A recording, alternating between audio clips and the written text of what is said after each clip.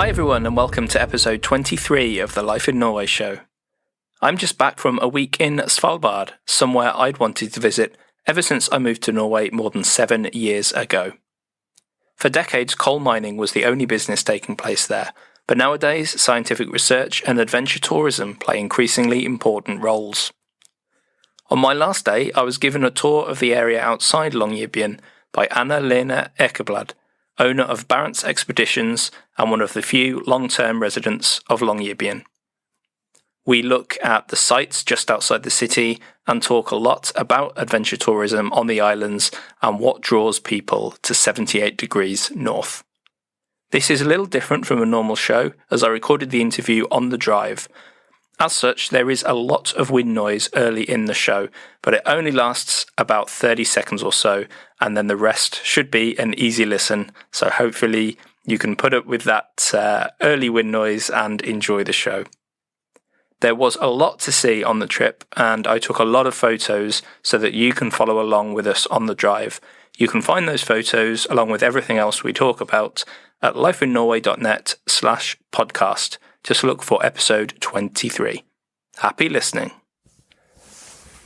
So I'm sat in the car of Anna Lena Ekeblad, who is the owner of Barents Expeditions. She has lived here in Longyearbyen on Svalbard for a remarkable 24 years. Anna Lena, welcome. Thank you. Hello. Nice to be here. The first question has to be the obvious one. 24 years on Svalbard. What brought you here in the first place, and what has kept you here for so long? Well, I lived in Iceland for a few years, and I also went to Greenland. So I was kind of just finishing the Arctic on my travel around the world. So I came here when I was like 24 and immediately fell in love with the nature and got hit by the Arctic bug. And then I came back to work here in 1995, and it's the nature, the changing environment, very, very interesting and fantastic, fascinating nature that keeps me here. And you've brought me to the coal mine, the one functioning coal mine that's still left on Svalbard, for a quite spectacular view. So let's get out of the car and have a walk around. Okay.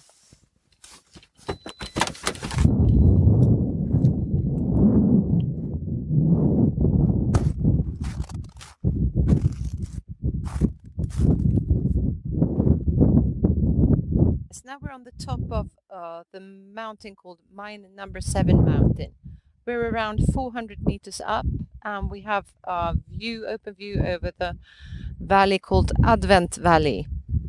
Here we can see some 40 kilometers of road going through a frozen delta landscape. It's all is white and frozen, covered with snow and ice, and the road is just like a black. What do you call it? You just see the road. It just looks like a cut through the exactly like a cut. Ice. Exactly, it's yes. Really strange sight. I'll be taking photos for the show notes just so listeners can get a feel for where we are. Yeah, and then at the opening of the valley, we have the open fjord, the ice fjord, blue water, really blue water with damping. It's really cold today. It's about 25 minus, and the water is around -2 to 0. So it's like boiling almost, coming up like fog rising up from the water, ice fog coming up. And on the other side of the fjord, about 10 kilometers away, we see mountains on the north side of the ice fjord, also covered in white snow. So everything is really white and blue here today. So we're here in March right now. What does it look like here in summer? In summer, everything is green and brown. It looks like a desert, the colors of a desert. The tundra grass on the bottom of the valley is green and brownish, but the mountains from about 100 meters up and up to the top are more or less just brown, like a desert, really. Sedimentary rocks.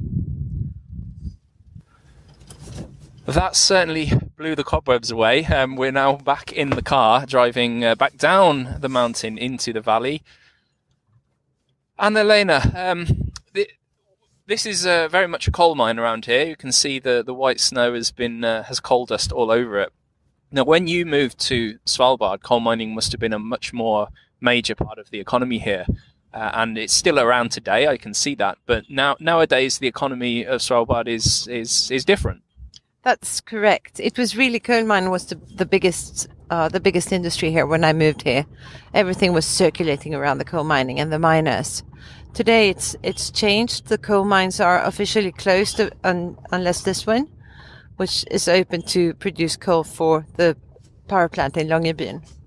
So now it's changed into more kind of a normal settlement here, from having been just more or less a company town with coal miners to an ordinary, more or less ordinary settlement today. Now we have all kinds of people coming to live here, but there are some differences here from other places, many other places in the world, or at least in Norway. People who come here, they live here for 2 to 3 years. In average, we have people staying here. I think it's 3 years average. And the average age of people living here is around 30 to 35. So it's a very young population, and they stay here for a very short time. Also, we have some 60% turnover in the settlement. So new people coming in all the time. New people getting excited and bringing energy into the settlement, which makes it funny. Yeah. One thing that's surprised me is the town, I think, has a population of somewhere around 2,000 people. But I've seen kindergarten, extremely young children. I've seen very old people. I don't know how old exactly, but certainly retired age people.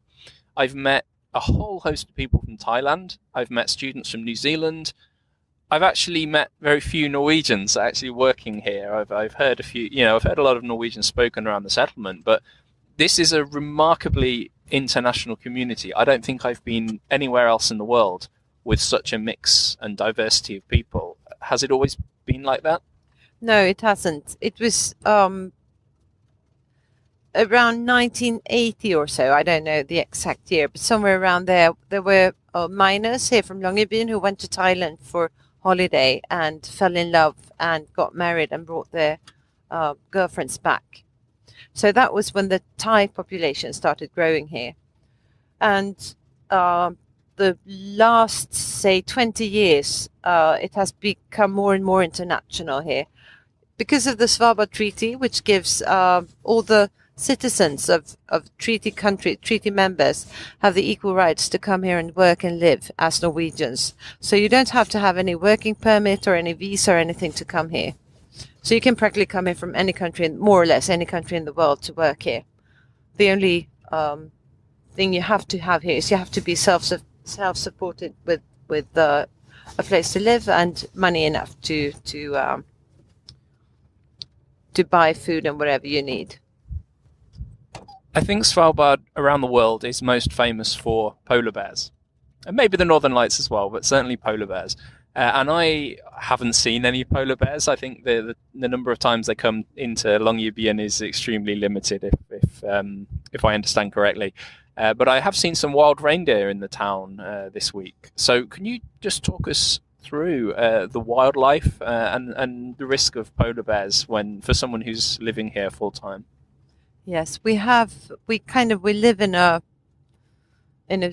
wild scenery, more or less. We have reindeer, of course, Svalbard reindeer walking around the settlement. They have none or very few enemies, so they are very comfortable with walking around the houses. We have Arctic foxes here. They are quite numerous. They live around the settlement or really anywhere in Svalbard. You can meet them anywhere. They often follow the polar bears. I think in the latest counting, there was something like around 3,000 to 4,000 polar bears in the Svalbard area. We have visits to Longyearbyen maybe once or twice a year of bears coming close to or into the settlement. What happens if a bear is seen in the area around Longyearbyen?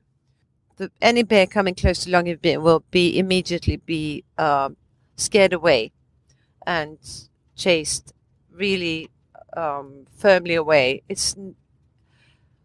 the last thing we want is a bear coming into the settlement. So any bear coming close to should just experience that it's really a bad thing to come close to people. So it's of course the police who do the chasing, and they chase it either with flare guns, snowmobiles, or even helicopters, just to chase it away. Sometimes bears who come here keep coming back. They are chased away, but they come back and return many times. And then if it's really looking to be a returning bear or a problem bear, it happens that they are tranquilized and flown away, further away from the settlement. Speaking of wildlife, you run tours and have done for a long time now around Svalbard. Are they more to see the landscape, or are they more to see the wildlife? I think those tours, just as any other tour here, are just to see the whole Svalbard. It's almost the same. Of course, everybody wants to see polar bears. That's one of the big reasons to come here. But once you're here, you're kind of stunned by the landscape. So everything just turns into a big nature experience, kind of. And from coming here, wanting just to see polar bears, you suddenly realize that the polar fox or the birds that you see or whatever is just as great as the bears. Or perhaps even the Northern Lights. I was lucky enough to see them myself from the warmth of my hotel room last night. I didn't even have to leave the settlement. Of course, the advantage of Northern Lights hunting here in Svalbard is that there's not that much light pollution. You just need to walk a few steps maybe from Longyearbyen and you can see the lights. Are tourists coming here for the lights as well? Yes, they are. We also have something that you can't see anywhere else in the world. We have the daytime aurora, which is during the polar night from November till end of January. It's completely dark, 24 hours. No change at all in light conditions. And then you can see aurora at daytime as well. And that's a different kind of aurora. It has another radiation. You can't see any difference, but you know there is a difference. So this is quite spectacular for many people.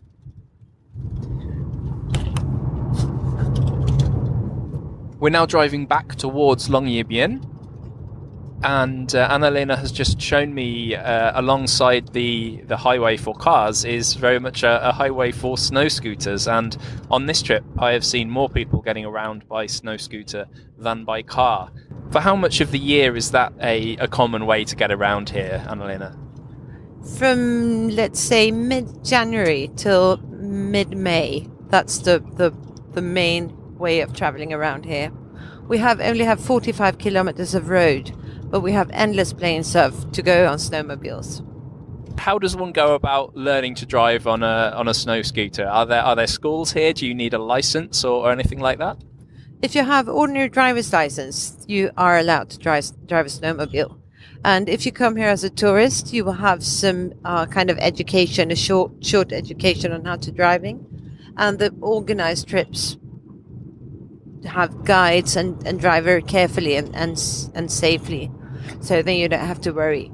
I drive many hours and miles every year. I also have a son. He's 16, and he just only last year got his driver's license for snowmobiles. So you have to be 16 and do a course if you don't have a driver's license for car.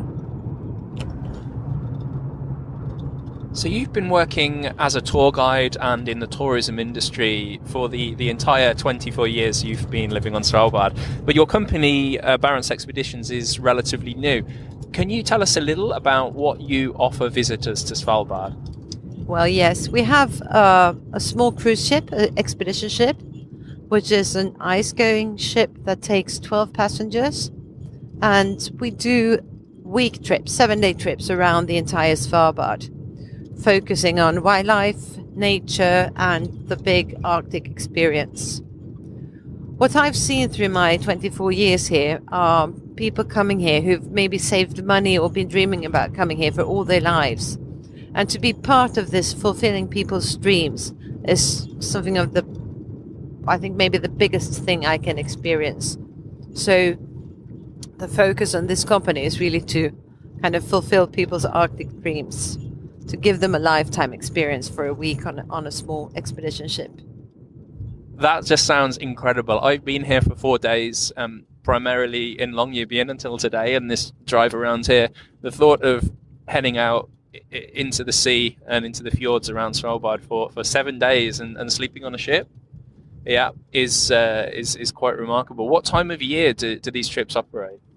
We with Barents Expeditions, we start in May, and we do May and June, and then again in August. And that's because our ship is part of the university center here. UNIS, they use the boat as a research vessel for their trips in all of July and parts of August. So apart from being a tourist ship, it's also a research vessel. I'm quite pleased to hear that you're not taking people out for 7 nights in this kind of weather. As you say, it's about -20 there or thereabouts today, so that's a bit of a relief for me. These tours only operate for the summer months. What do you spend the rest of the year doing? I have another company called True North, and I do lectures. I educate other guides or new guides coming to Svalbard, and I also, of course, work with the Barents Expeditions wintertime, selling the trips.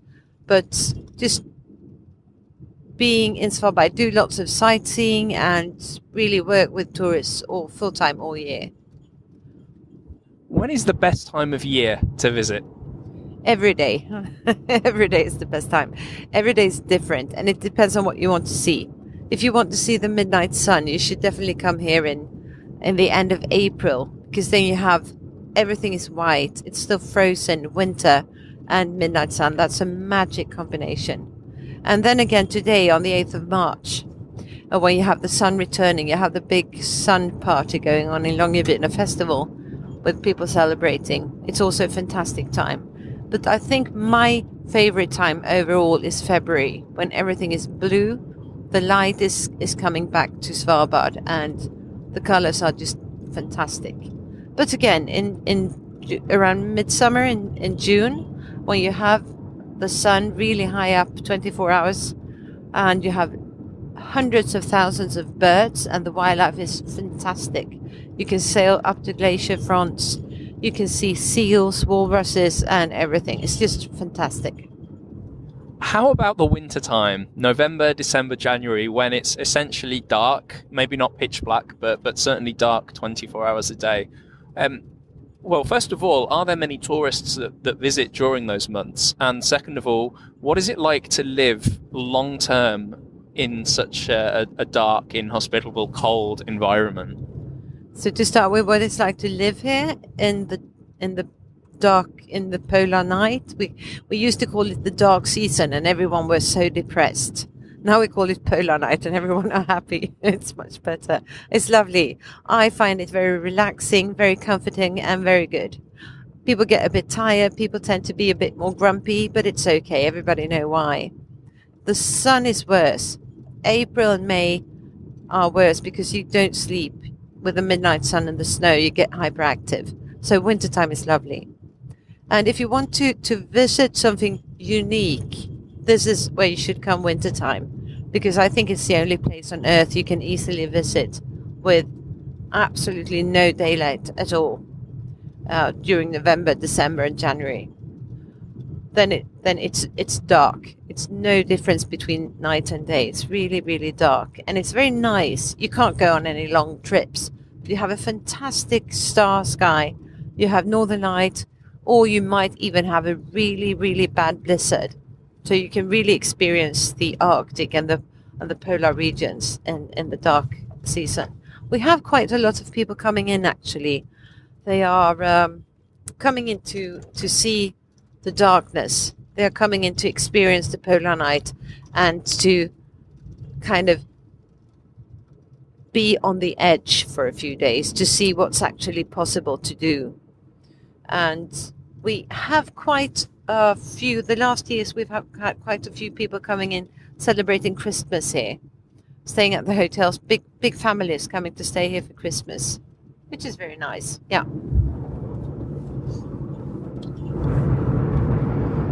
We're now just entering Longyearbyen once more, a couple of snow scooters just passing us and some pedestrians on the road ahead.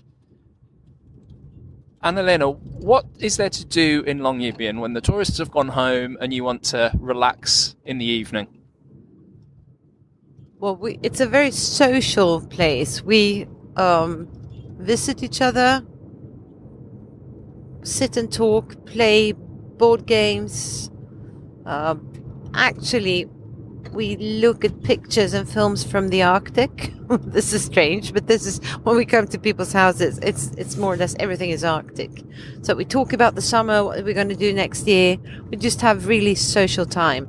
The luxury here is time. It's very easy to transport between the houses. It's a small settlement. Time is the luxury here. We have one shop for food. We have easy living. So we have lots of time to spend with our families or with our friends. But it is a very expensive place to live. Indeed, it is really. I have actually been in Sweden now, where I come from. And I spent a whole evening in a big grocery shop buying supplies for a whole year, bringing up with a ship coming up next week. And it's really expensive here. It's many times more expensive than in Norway even. Well, we're almost through Longyearbyen. Anna Lena, where are you taking me for our final stop? Okay, now we're going to explore the last 20 kilometers of roads here. Now we've been to the bottom of the Advent Valley, and now we're going to the other side of the road, other end of the road, where the sea meets the mountains. We're going out to the airport, and then we are passing the airport and going to a place called Björndalen. I'll just have to... This is the closest thing I think you get to a traffic jam here in Longyearbyen. A van stopped on the road, a car turning around, and then we're off again. Exactly. I think it was at least 3 cars here now. So yes, now we are going out in the other end of the village, so to speak, towards the airport and towards the big open ice fjord, where we're going to see if we see some wildlife. Fingers crossed for that. Before we get there, Anna Lena, I'm really curious to know, where do you take your holidays? Well, Sweden, of course, where I come from. We have a small summer house in Sweden, but also I use my kids to go to. I say they have to get some sun and vitamins. We go to Mallorca, Gran Canaria, Thailand, Philippines. We travel to warm places, guaranteed warm places. So the Swedes go to all the same places that the Norwegians do in the summer? Exactly. We've now driven onto, well, I wasn't expecting you to turn onto here, Anna Lena, because it didn't look like a road to me. It looks like just one large sheet of ice that we're now driving along. So can you explain where we are right now? Well, right now we're on the tundra next to the airport of Longyearbyen. We're on a plain, really, between the airport and the sea. It's just everything is covered with snow except for where we're driving. That's covered with ice. The ground here is frozen because of the permafrost, and it's been raining, and the rain just has turned the road here into ice. And we are now actually coming close to the camping site in Longyearbyen, which is closed now. It won't open until about a month. Is camping a popular option for people visiting here? Yes, it is. Many people who come here are nature lovers, and they love to stay outdoors, camping, tenting. Yes, absolutely. Also, it's a cheap way for travelers to come here on low budget. They come to hike and to live in tents. Here is the camping site. So it is literally right next to the airport. You could walk here in 2 minutes from the terminal building. That's correct. Camping here in the summer, or at least when the campsite is open, is there any danger to that? Because as far as I understand it, where we are now is one of the areas where you need to be carrying a gun to be safe outside Longyearbyen. So what is it like for someone camping here? Camping here is on your own responsibility, yes, and this is a polar bear area. So you have the traffic control at the airport will have kind of an overview of the area around, but you can't rely on them in any way. So you have to have your own weapon, and you have to have either tripwire or guards at the camping site. Yes. So what we're talking about is extreme camping. Exactly, it is really. It is extreme camping. Do you see how the water is oily here? It's starting to freeze. It's really cold and starting to freeze closest to land. Everywhere we drive, the scenery is different, and that applies especially to the water here. Does this freeze entirely in the winter? It used to, but the last 5 years it hasn't. The water temperature is higher than it used to be. So this is one of the effects that they say that we can see of the climate changes. The fjords don't freeze here anymore. We have had a temperature of minus 20 to 25 for the last month, but still the fjords are open. It's still no ice, or hardly no ice on the fjords. I just asked Anna Lena to pull over so I could take a picture of the frozen ocean, or at least parts of it, and thought I could just open the window to take the picture, but alas, the window was frozen solid, so I had to jump out of the car, and after taking a few pictures and filming for no more than 20 seconds, my phone turned itself off. Anna Lena, is this a normal behaviour for electronics up in Longyearbyen at this time of year? It is, absolutely. You have to take precautions if you want to do filming or take pictures. Any advice for people visiting on that regard? You can buy heat pads and put on the phone to keep the phone warm, and also you should really have a heat pad in your glove, because your fingers will freeze when you touch the metal on the camera or whatever. It freezes. It's really, really cold. We're now driving through Bjørndalen, which literally means Bear Valley in English. Why is it called Bear Valley, Anna Lena? This is one of the places where bears tend to pass through the winter on their walks to the ice. So it's not unusual to spot polar bears here at least 3 or 4 times a year. That is quite the thing to tell me as we're driving through through the road right now. And you were distracted just a moment ago by a flash of yellow whitish fur, but that turned out to be okay. Yes, it was a husky. I've never seen a husky on that spot before, but it was a white husky, lying in the snow next to a cabin. And here's something just ahead. Yes, here we have some reindeer grassing, or at least trying to grass. They are finding whatever they can this time of year. As long as we stay in the car and don't look like a polar bear person, they will not be stressed, or at least not very much. So if we just pass slowly and silently, we can pass them without stressing. There's also one sleeping up in the hill over there. Oh yes. These are remarkable creatures. They're not bothered at all that we're sat here in the car, and that can only be 20, 30 meters ahead of us. How do they survive during the winter? What on earth do they eat? When the summer is over, they have a layer of blubber of up to 1 decimeter, and their body is really full of blubber. And during the winter, they eat what they can of frozen grass and tundra vegetation, and they have their total energy need covered with 70% of what they eat, and the rest 30% is from energy from their blubber reserves.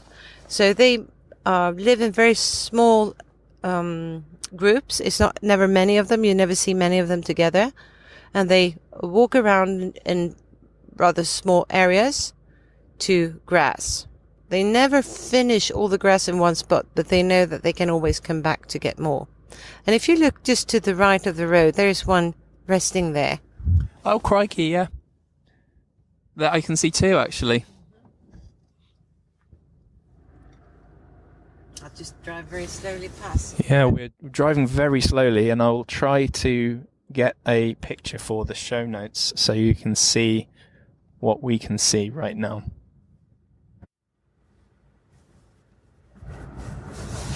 Do you see on the antler of one of them? It was some skin almost losing from the antler. They are starting to prepare for mating season. And these are probably females who will have calves if they are, I don't know all the words in English, but they are fertilized, and if it's enough energy, they will be pregnant. They have a delayed implant, or what do you call it, of the fetus.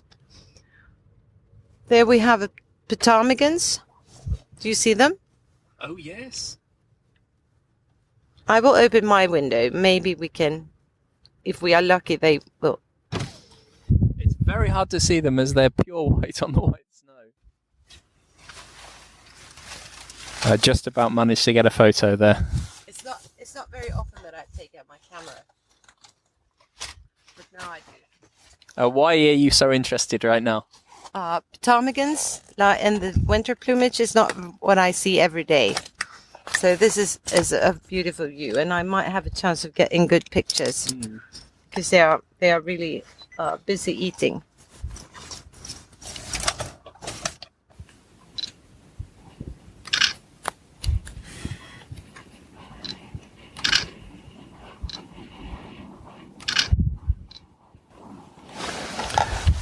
These are the only birds wintering here. All other birds migrate. So they are actually here the whole winter. And they are also remarkable birds. I think any creature who manages to live here year round is remarkable, including the humans who manage to live here year round. Yes, to me this is common. This is my daily life.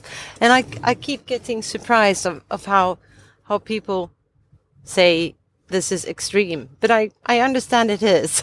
We spend lots of time dressing and undressing and finding the proper clothes and not to freeze on fingers and toes.